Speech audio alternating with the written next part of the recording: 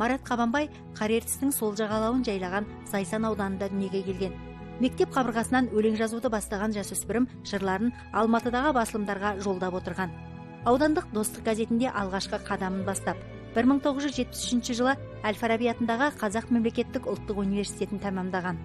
Сөну атты алғашқы прозалық шығармасын оқыған ақын Мұқағали Мақатаев, мына туындың сөну емес, жану ғой, сенің бағытың поэзия емес, проза деп ағалық ақылмен жол сілтеген. Марат Қабанбайдың прозаға бір жола бет бұруы сол уақыттан басталыпты. Бақбақ басы толған күн атты алғашқы кітабы 1975 жылы жарық көрген қаламгер 20-дан аса кітаптың авторы. 3 кітабы 6 тілде жарық көрген жазушы өзгелерден күндік емес, өмірлік мәселенің алдын орап кететіндігімен ерекшеленетін.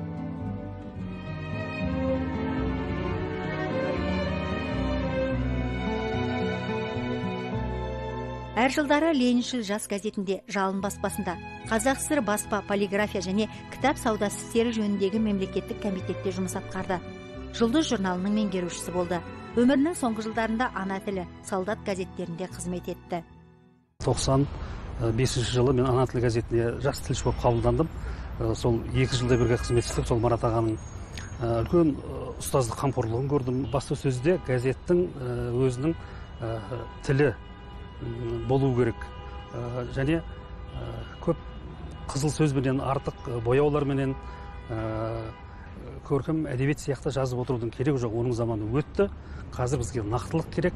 Ақпарат заманы, тасқынданған ақпарат дәуірінде біз бір оқиғаны ұзақ баяндап отыра алмаймыз. Сондықтан газеттің қазіргі заманға қазақы тілі былай болу керек деп, ол кісі кәдімгідей өзінің ойларын айтып, сондай бір көзқарас ұстаным қалыптастырып кетті деп ойлаймын.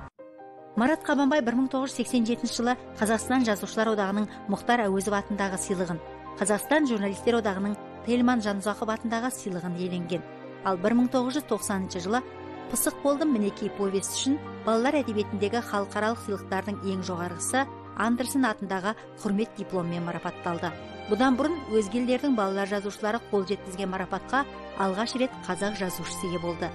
Еліміз тәуелсіздік алған уақыт қаламгерге ерекше шабыт беріп, қаламынан ұлт рухын асқақтатар дүниелер туды.